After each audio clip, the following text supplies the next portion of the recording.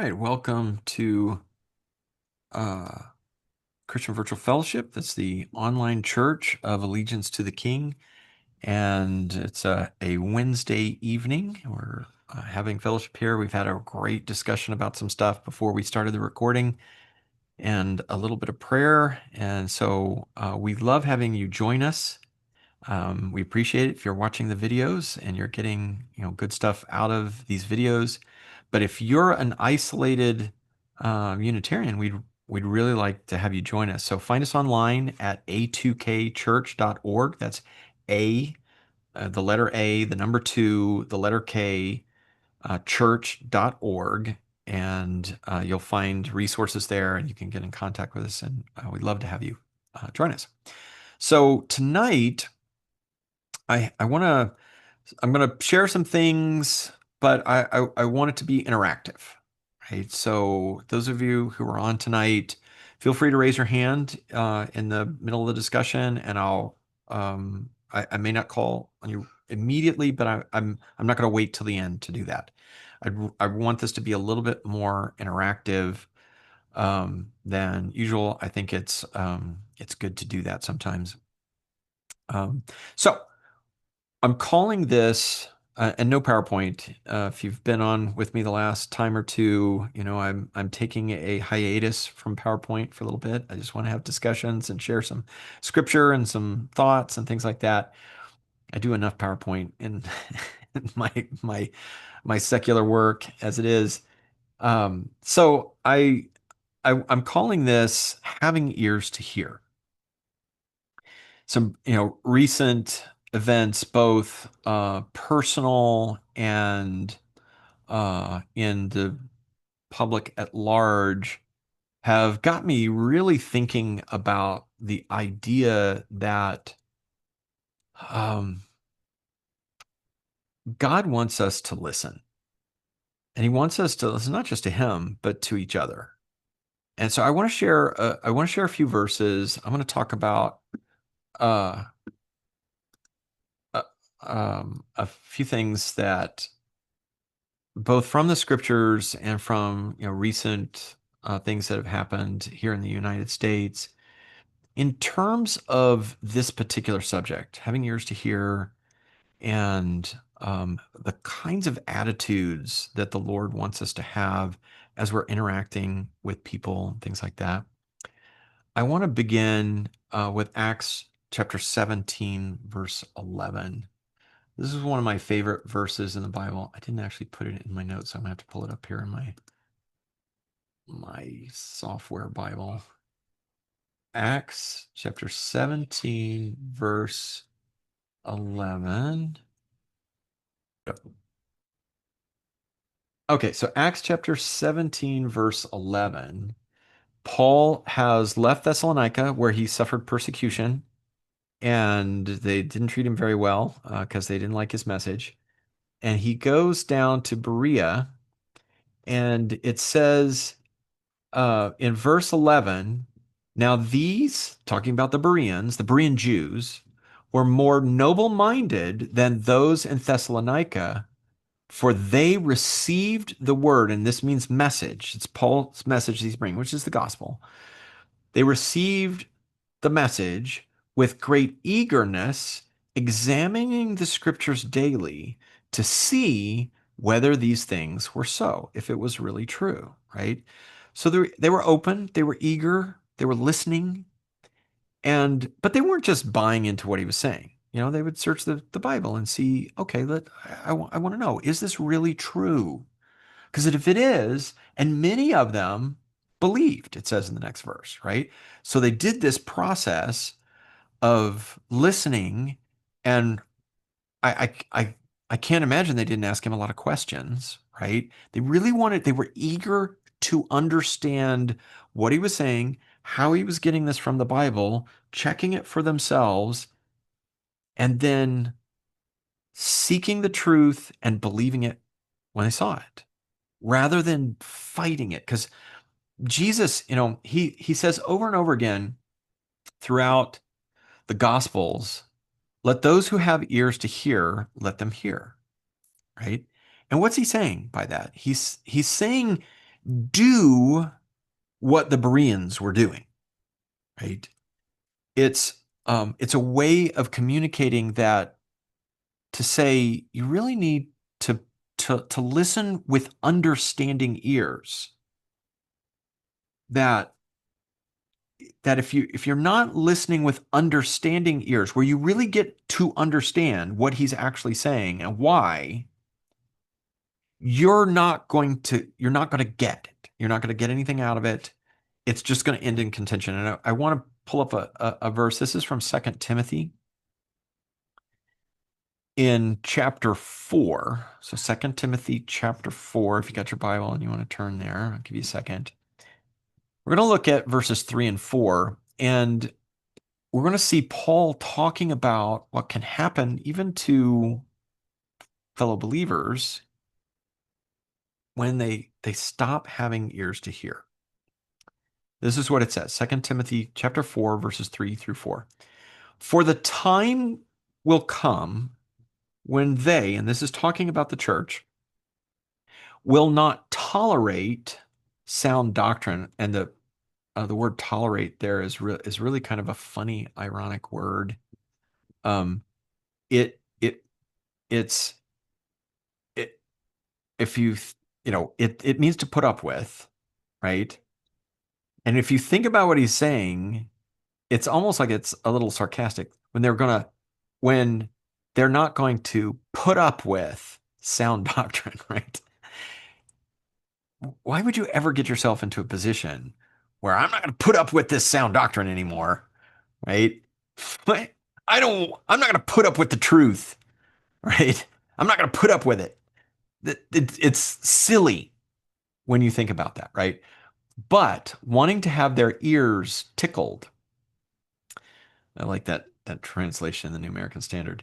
They will accumulate for themselves teachers in accordance with their own desires. That's the key, right? When I only want to listen to what I think and desire, it shuts down my ears to hear. And I no longer can have ears to hear. I am not going to be, I'm going to fall into this trap where I am potentially not tolerating sound doctrine anymore, right? I cannot be a person who just wants to hear what I want to hear, right? And that's typically the way that we put it. I cannot be that and be that good Berean. If the Thessalonican Jews, they didn't like what Paul was saying. Why didn't they like what Paul was saying? Because he wasn't saying something they wanted to hear. The the Berean Jews, they didn't have that attitude. They had an eagerness for the truth. They wanted to hear what God wanted them to hear. They wanted to hear the truth from God. And they were open enough to think, I may not have that right now. And so I have to be open. Now, I'm not just going to go and believe everything everybody says, but I'm going to be eager to be open to listen to somebody. And we're going to get a little bit later in this. I want to get into some practical tools for how to get yourself out of what we're going to call a judger mindset into what's called a learner mindset. I'll get more into that here in a little bit. Acts chapter 7, verse 51. This is in the middle of Stephen's talking with Jews in Jerusalem, and it's heated, it's contentious, and he gets to a certain point, and he says this in chapter 7, verse 51. You men who are stiff-necked, just meaning stubborn, and uncircumcised in heart and ears. So this, especially to the people, he has just insulted them considerably. Right? He's basically called them, unbelievers, he said, you're basically like these Gentiles, right? You're uncircumcised in heart and in ears, are always resisting the Holy Spirit. You are doing just as your fathers did. And he gives examples of they know that their fathers were stubborn. Go read the Old Testament. It's one long string of their ancestors being stubborn against God. And Stephen is pointing this out to them over and over and over again. God sends his messengers, and the people of God are stiff-necked and uncircumcised in hearts and ears. They, and it goes back to the same concept. It's they don't have an eagerness and a humility to listen and to understand before they start making judgments. Where the Bereans are making judgments after they hear, right? They're eager and they're open, they're listening, and they're understanding. And then they're looking in the scriptures. Okay, is this really true? Let me see this. They're not looking to the scriptures to figure out how they can argue against him. They're looking in the scriptures to figure out, is what he's saying really true? Well, they got to understand what he's saying first. So that means they can't have this stiff-neckedness, stubbornness. No, what I believe is right and what you believe is wrong. And I'm going to figure out how to show you you're wrong. That is not having ears to hear.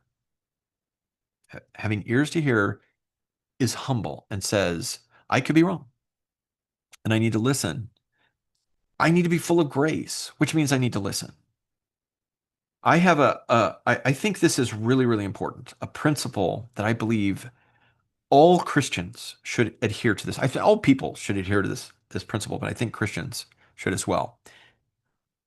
That it's not a good idea to argue with somebody about their position until you have worked hard enough with them to understand them and what they're saying to the extent that you could make their arguments for them. And they would say, yes, that's what I'm saying. That's exactly what I'm saying. That I could do that, like I'm, how do we say it? That, I'm being the devil's advocate, or, not, I'm going to be their advocate, right? I'm going to be like their attorney and understand that I'm going to give their position from their standpoint. I can only do that if I've gained enough knowledge about what they're saying by listening and asking questions and being curious, trying to like get out of my head and my biases to really understand them. And once I do, if I can then articulate back to them, okay, I think this is what you're saying. I think this is your position. Here it is. And have them go, not go, well, sort of, but I wouldn't put it that way. Right. Well, then I haven't done my job yet.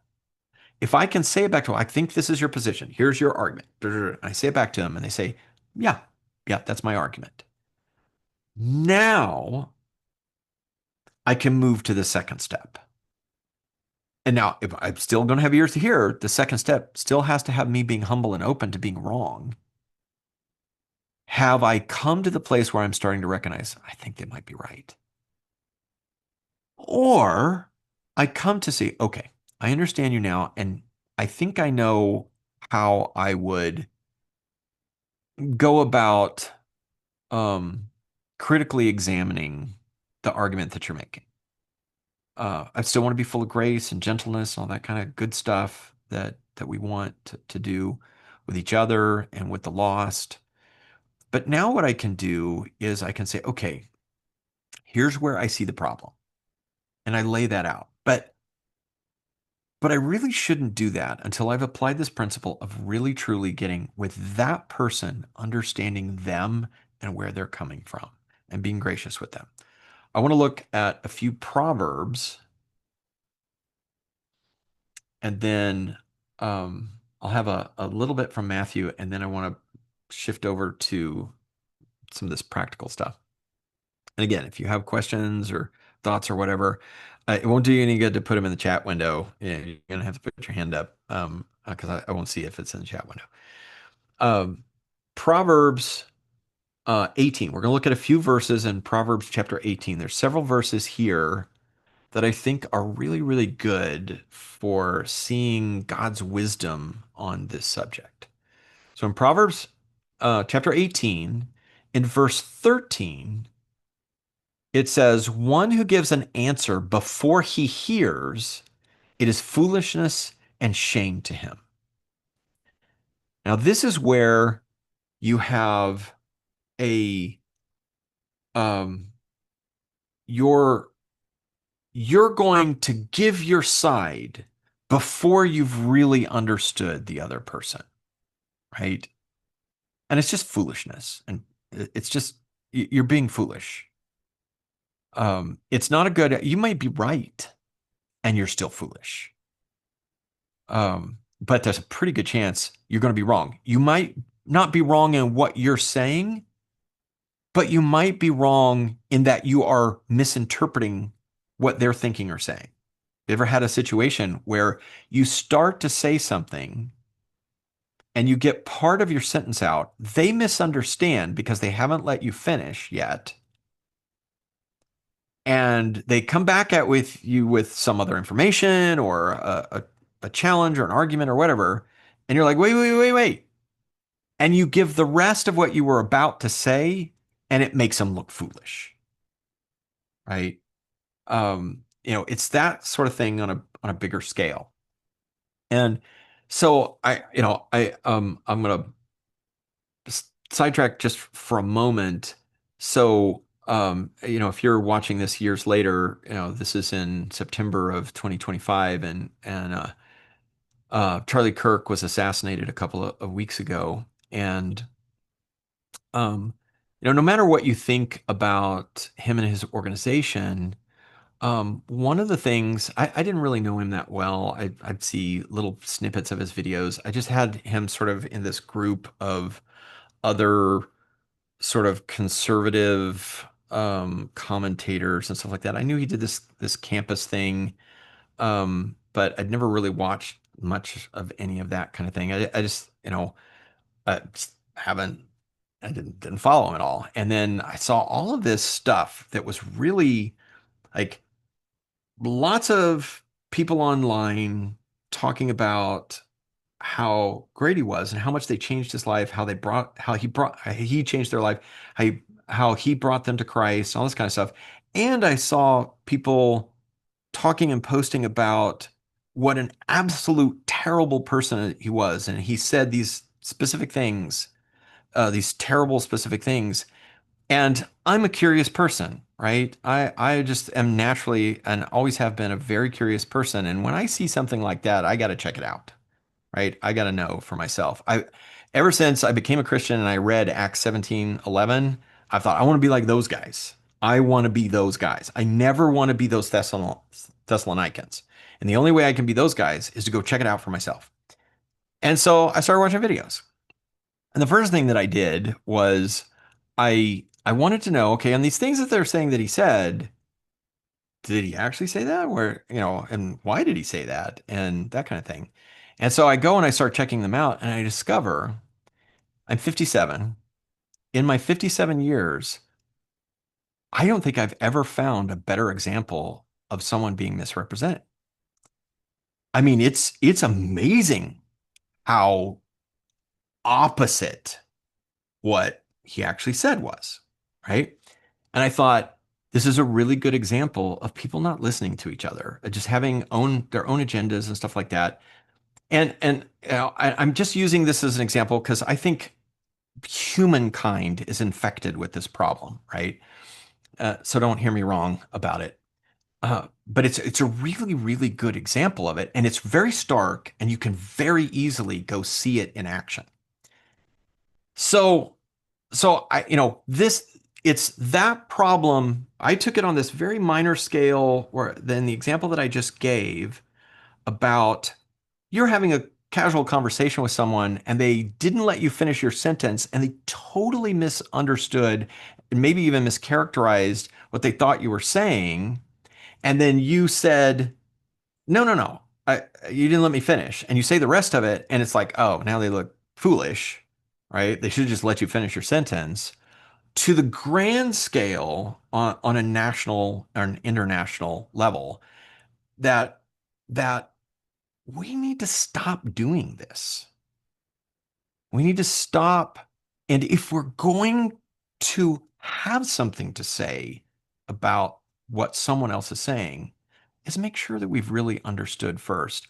I'll leave you one last thing with Charlie Kirk. There's an interesting podcast that I've seen. I haven't watched ever a full podcast of it, but I see little pieces of it sometimes called the Whatever Podcast. And it's sort of a I don't know how to I don't know if this will be meaningful to you. It has sort of Jerry Springer feel to it sometimes, right? That what the Whatever Podcast is that the host brings on these these women who are doing OnlyFans. And if you're not familiar with that, it's essentially their online prostitutes. They're selling their body online, and some of them make millions of dollars doing it. And so what the host does is he'll bring these women on, and sometimes they come on, you know, on a number of podcasts, and he'll have three, four, five of those. And then on the opposite side, they do debates basically. On the opposite side, he'll have a variety of different kinds of people. And I just give you some samples of it. Sometimes it's big name conservatives that you would probably recognize. Sometimes it's women who are leaders in the traditional wife movement. Sometimes it's psychologists. Sometimes it's just people who are very active in cultural commentary, things like that. And it's a different, different backgrounds and stuff like that, and let them hash it out. And, I would say on the net of what I've seen of that, it's usually pretty clashy. That's why I wouldn't watch a whole episode of it because I just don't like that kind of thing. And but I saw a clip of Charlie Kirk went on it. And I just saw a little piece and I decided to go, I want to see more of this. So I went and I watched more of this. And it was the first time I saw someone who I thought he actually really loved these women and wanted to see them like come out of this in a genuinely heart of love way. And they knew it and reflected it back to him. That by the end of it, when they were done, they said that it was the best that they'd ever experienced there. He was the most gracious. And it's like, okay, doesn't mean that I'm necessarily going to agree with everything that Charlie Kirk said. Doesn't mean that I even would necessarily agree with all of his theology. But what I didn't want to do was not be curious. Why is there such this distinction, right? And what was the truth of the matter, right? And I think from that little bitty scale all the way up to the big scale of national, international culture issues, especially politics, all that kind of stuff. We need more Berean attitudes, right? But how do we get there? I want to say one more thing. Oh, wait, I don't think I gave you the other two Proverbs verses. Verse 15, let's do these real quick.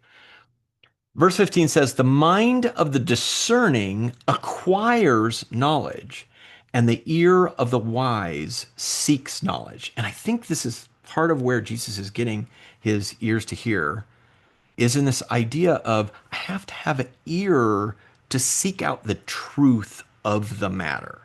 Nobody likes to be falsely accused, right? Who wants to be falsely accused? Nobody wants that, right? For themselves, right?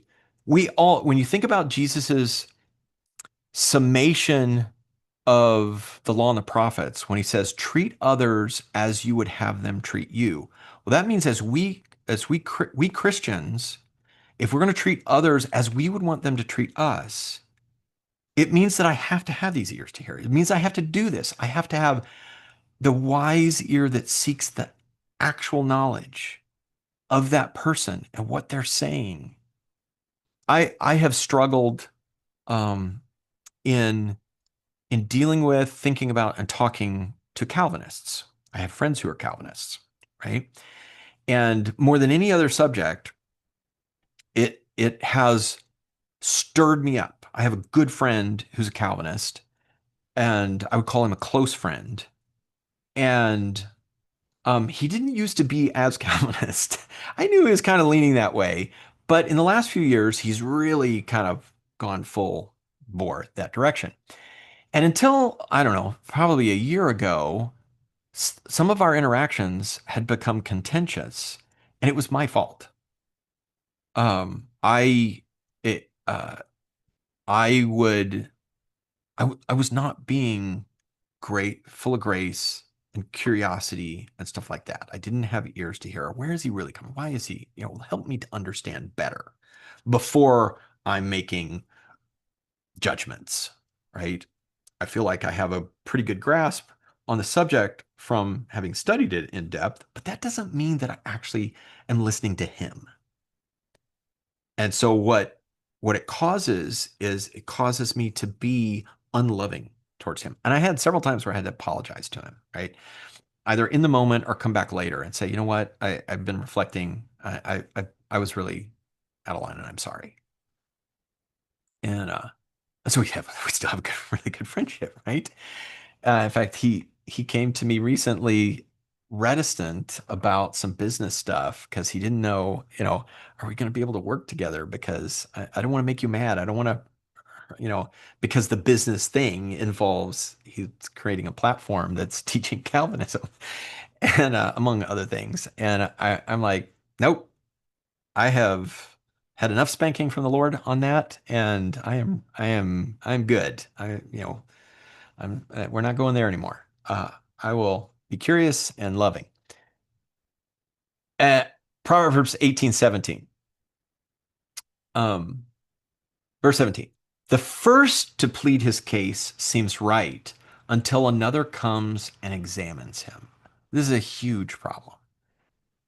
We hear something and we just think that it's true, and we think, um, I I I now know what the truth is on the matter, and I have an opinion about it. I don't know. I certainly don't have enough fingers and toes to count the number of times I have been guilty of doing this. Right? I think this is, again, it's a human problem. We all have a tendency to do this. We hear something and we automatically think that we're hearing the truth. How many times have you had, say, a friend come to you and tell you about a negative interaction that they've had with somebody? So and so was being a jerk. Here's what they did. And you're like, wow, that's terrible. They should never have done that. They're being a jerk, right?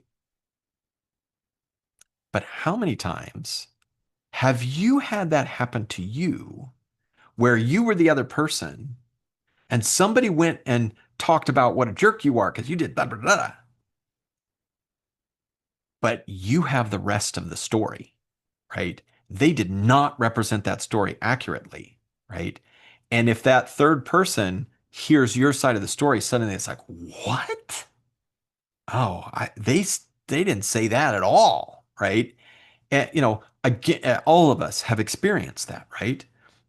Okay, so we have to, in those moments, and I've tried to train myself to do this, that when somebody is, I don't care who it could be my wife, right, is telling me something along those lines, that I'm sitting there and I'm thinking to myself, I don't know the rest of the story.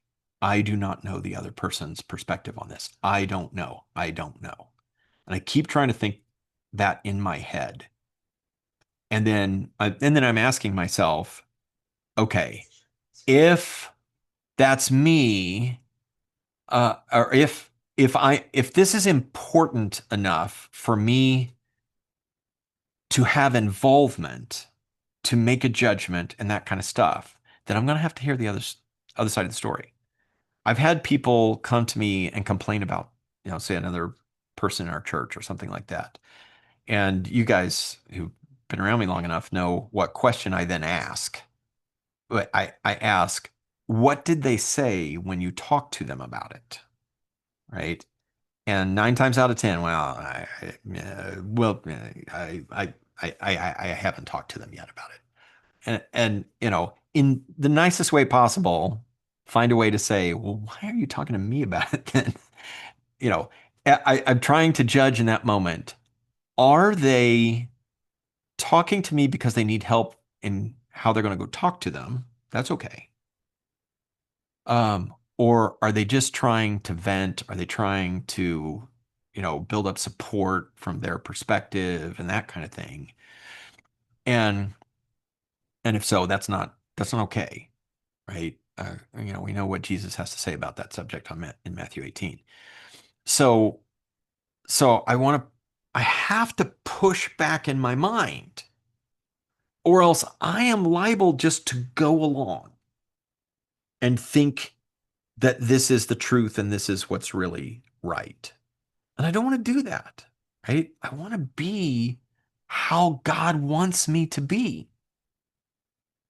So I have to, in my head, push back, push back. And I don't care who it is. I don't care if it's somebody that I think is really good and knowledgeable. Everybody is capable of misunderstanding and misrepresenting things.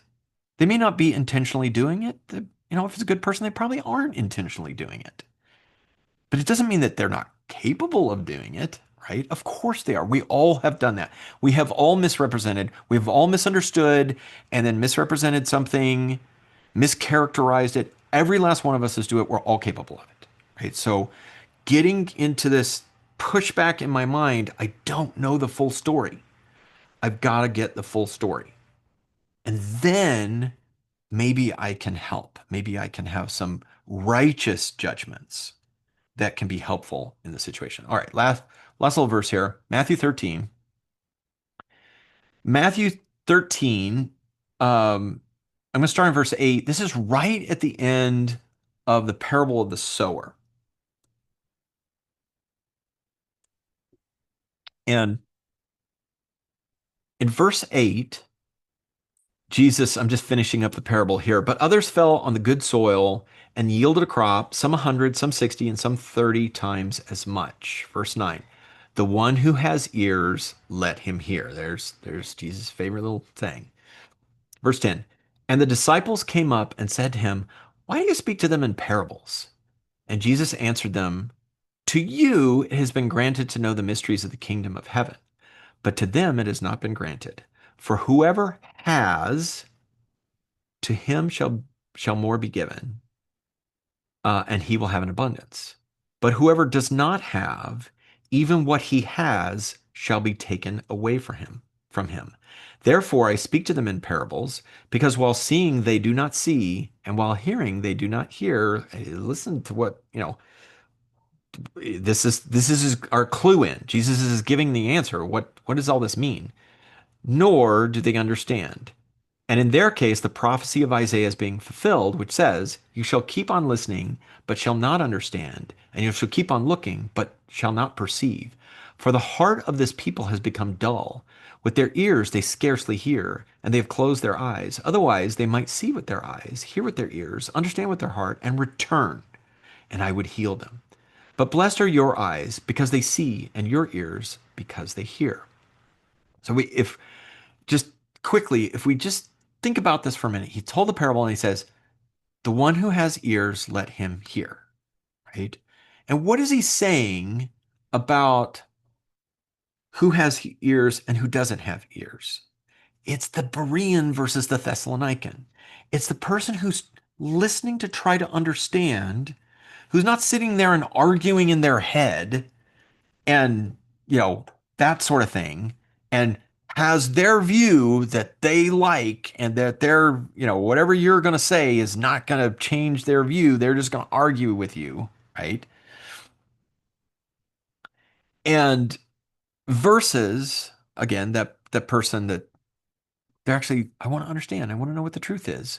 Maybe you have the truth. before make any judgments, let me really truly understand what you're saying. And then think about it and think, okay, how does this line up with what the scripture says? And does it make sense? And uh, does it bear fruit? So, as Jesus would say, this is Jesus is calling us as disciples, because remember, he says, but to you, blessed are you. The marker of a disciple is one who has ears to hear, right? And notice he's dealing with the people of God, right? These are Israelites, right? These are the Jews. So these are the people of God. But frankly, most of them don't have ears to hear, and some do. And the only ones who can be disciples are those who have ears to hear. I would say, you know, not just the world, but the church is full of people who right now don't have ears to hear. And that might be me. Maybe not on every subject, but it might be me. If I'm, you know, I don't, I don't get a pass because of my theology. I don't get a pass from this because I'm a teacher and I know a lot of the Bible. You know what? There were a lot of people Jesus was talking to that knew a lot of Bible, right? And I've seen people with advanced degrees making the simplest of mistakes because of their bias. That would be easy to see if they didn't have those blinders on, right? I can be blind. It's not about what I know. It's about how I go about getting to know, right? Being a disciple who has ears to hear means I have certain attitudes and certain ways of approaching these things that follow that pattern of Proverbs and that are obedient to God in terms of how my character is and my openness and my willingness to work hard to understand and study and seek out truth. Okay, before I switch over to talking about some practical tools for how do I make some of these switches, Suzanne has her hand up. Go ahead, Suzanne. Yeah, this last bit where you were, well, a lot of what you were saying makes me think of a scripture that I'm really fond of, which is Luke 8:18, where after Jesus gives the parable of the soils, the different types of soil, he says, Mm, pay attention to how you listen. Consider hmm how you listen, because listening is different from hearing. I can hear a noise outside, and it's not anything that I choose to to do. It just happens. I can hear it because I have good hearing. But listening is an attitude. So when you're listening, um, I think that just says it all, what Jesus was saying in those few words. Pay attention, consider how are you listening? Because when he gave the parable of the different types of soil, the results, whether they had good soil or bad soil, had a lot to do with how they were listening. Like the cares of the world are, choking out the word. Well, are they really listening to what's being said around them and comparing that to what scripture is saying? Are they hearing the word or are they hearing other people? Like you can apply that to all the different types of soil. That listening has something to do with hearing the word. He says, that you hear the word, and then what happens to that word? Does it die? Does it flourish? It's all about how you're paying attention to the way you listen. So I don't know. I just think that really ties in with what you're talking about here. Yeah, that's a really, really good verse. And it's the character quality of our listening and that matters because it's the only way that I can get out of wrong thinking and ideas and beliefs is by being curious and really listening to other views and then seeing if they make sense and how do they stack up, and that kind of thing. I got to really understand them before if I believe something that's wrong and I don't know that, I will stay there unless I have the right kind of listening. And also it's listening to what God has said because like he says in Proverbs, my son, listen to what I'm, saying to you. Oh my gosh, so much like that. Yeah. Yeah. So, I mean, repeatedly, I'm your father, listen to me. Jesus says, if only you had listened to me, that kind of thing. So, uh, Yeah. so it really is this heart attitude that, sometimes listening to other people is good, but other times listening to other people is a really bad idea. So, like, the bottom line is listen to God. It's like that's the priority. And if the other, I would say this. I would say I wouldn't use the word listening. It's believing. Don't believe everybody, right? But if you're gonna interact in something, you need to actually listen with ears to hear to get at the real truth of what they're saying. Not the truth of it, but the accuracy of understanding of what they're actually saying. They could be very wrong in their view, but I want to get to the place where I really do truly understand what they're saying before I make judgments, because then I can make good judgments, right? Now I have to be a good Berean, search the scriptures to see if this is true, right? My foundation as a follower of Christ is the word of God, right? I That's my foundation. And I'm testing it against, what did Jesus say, right? What does God say? Okay, let's do this. I want to because it's almost 8 o'clock. Yeah. So what I want to do is I've been studying a book called Change Your Questions, Change Your Life.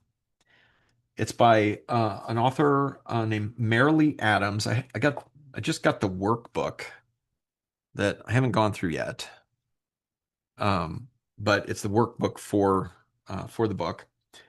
I had come across it in some other readings as recommended. Uh, I'm a I'm an entrepreneurial coach, and so I'm working on a variety of different sort of lesson plans for entrepreneurs and things like that. And one of the things I've been working on in the last month month or two is learning to get really good at asking really good questions.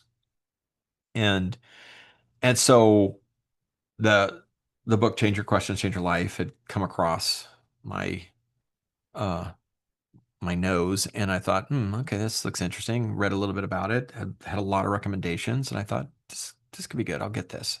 Fantastic book.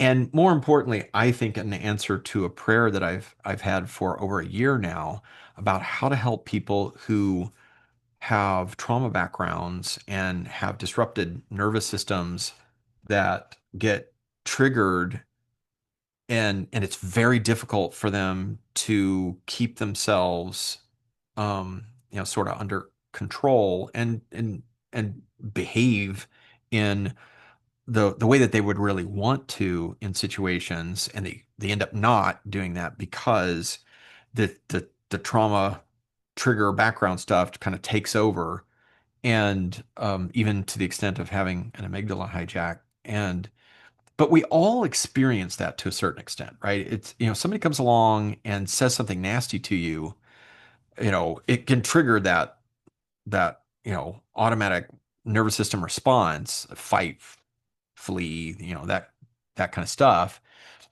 You don't have to have a trauma background for that to be the case. And it leads us often down a not great path. So I'm studying along, and it's an interesting book because it's written in the style of a story. So she's teaching the principles of what she calls question thinking through a story of a man named Ben who's learning this system of question thinking, and it changes his life, right? His personal life and his professional life. It's great. It's a great book. It's a pretty easy read. The principles are very straightforward to grasp and begin to put into practice. And I can tell you, in the last few weeks, as my wife and I have been starting to put those things into practice, it is bearing good fruit. So I wanted to show you one of the tools, because this is called a choice map, and I'll explain. I'm going to share this, and I'll explain a little bit about the choice map and how this works, kind of at a broad level. What's the name of the book? The name of the book is Change Your Questions, Change Your Life. And it's by Marilee Adams. Marilee is spelled Marilee. There we go. Share this. All right. So this is the choice map. Oh, I gotta move this thing. Hang on a second. It's sitting in the way. There we go. And basically, let me give you a very brief explanation of the judger mindset and the learner mindset. Um, judger mindset. Judger is probably a good word, but it can be easily misunderstood. The judger mindset is the mindset of um, that results when something kind of triggers us. And it doesn't have to be the full blown, trauma background kind of trigger. It can just be, you know, you're dealing with difficult things at work or at home or whatever, and it's causing you grief, right? And so you're stressed, and it's you're not having any fun, right? And a learner mindset is a mindset of curiosity and wanting to really understand and ask questions that gain that understanding, right? And in both cases, the judger mindset and the learner mindset, it's about the kinds of questions that you are asking. One more thing on judger. Judger's just not just talking about judging other people. It's there's three um, possible things that you could be thinking about in terms of the judger mindset. It can be other people, it can be yourself, or it can be your circumstances, right? And so, and basically, what the choice map is showing is that when something happens, you see in the circle with the guy at the beginning, anything that impacts us at any moment, thought, feelings, circumstances, and that can cause us to react and begin the path down the judger mindset. And the kinds of questions, so in the choice map tool here, the idea is you get familiar with what questions am I asking? And does that indicate that I'm in a judger mindset or in a learner mindset? And the idea is that ultimately, if I'm in a judger mindset, what's going to happen is I'm going to have these automatic reactions. I'm going to be blame focused. I'm going to be win lose in terms of my relating to other people. And then I'm going to end up in the judger pit where I'm thinking things like, why am I such a failure? Why is that person so stupid? Why bother with any of this, right? Having those kinds of negative attitudes and being stuck there. And you can see along the way, you've got certain kinds of questions, and there's more questions than this. I may go. I'll show the second page briefly, and this is free online from her website. Oh, now I'm going to forget. Inquiry.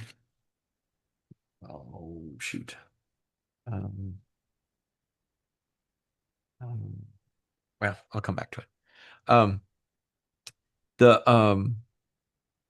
the the kind of questions like whose fault is it? So how many times has something bad happened and you've asked the question, well, who's at fault here? Who did this? Right? That is an indication you're on the judger mindset path, right? All of us are capable of doing this. In fact, we probably do it several times a day, right?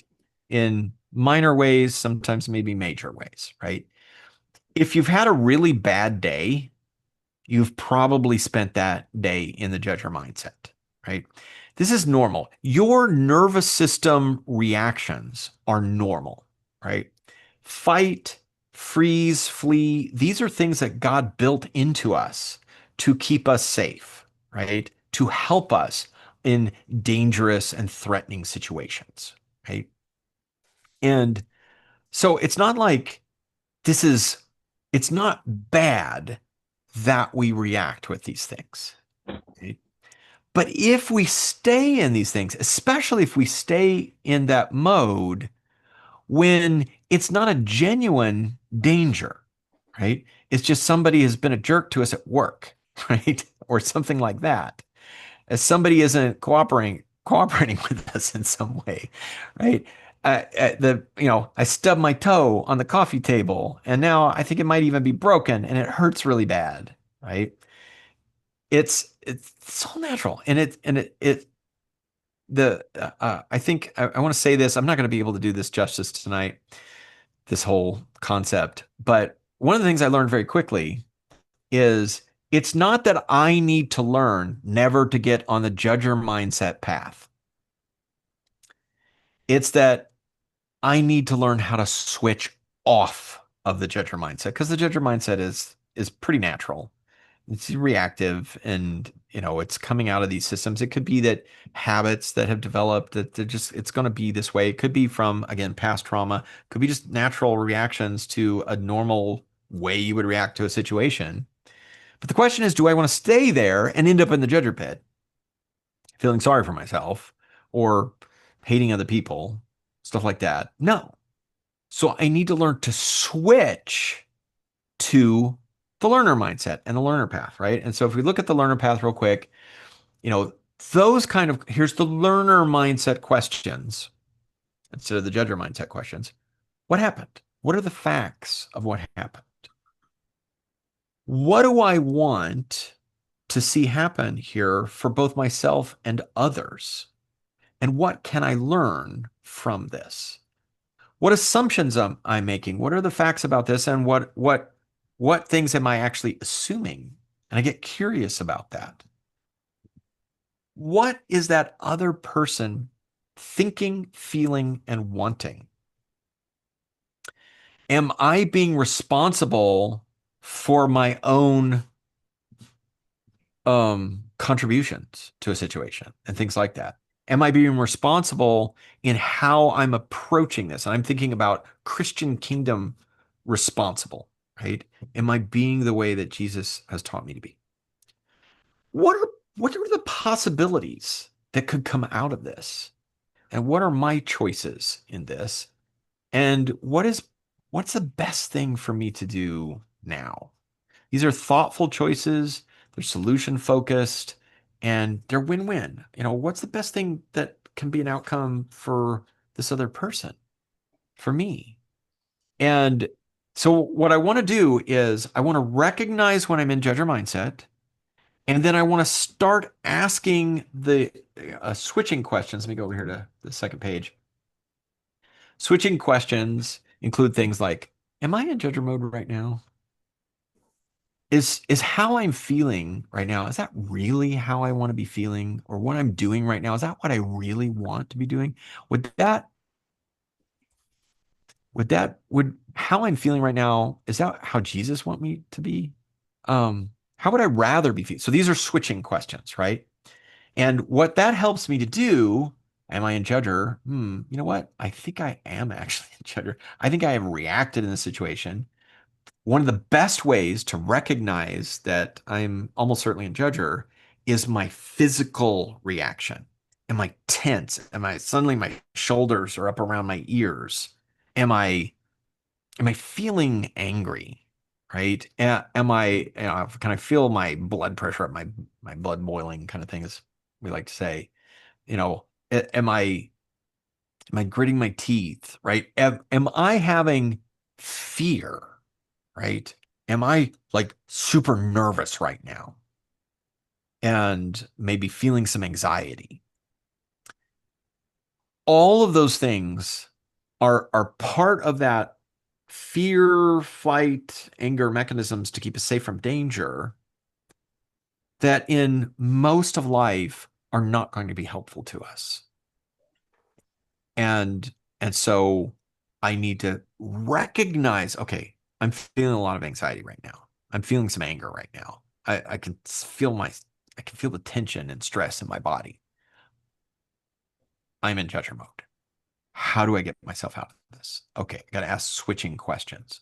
Is this really what I want to feel right now? No. How do I get myself to be curious, right? How else can I think about this situation?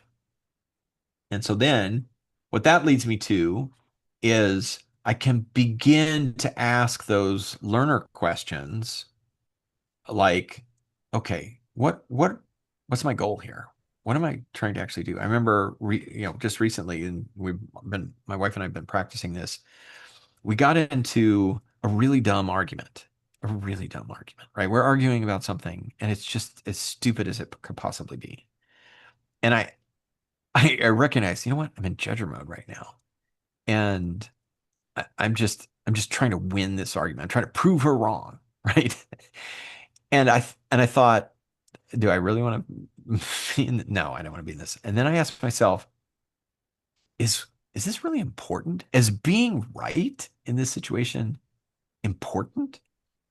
I thought, oh my gosh, no. In fact, it's just as dumb as it could possibly be.